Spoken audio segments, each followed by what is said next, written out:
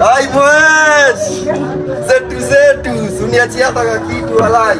Yo bra, sasa nikikupea hii skills utanidai ama, lakini nikikupatia skill nitakuwa nimebeta future yako. Kishi kwa mazingira chafu automatically utakuwa mgonjwa. Ni jukumu langu kama kiongozi kukutumikia wewe.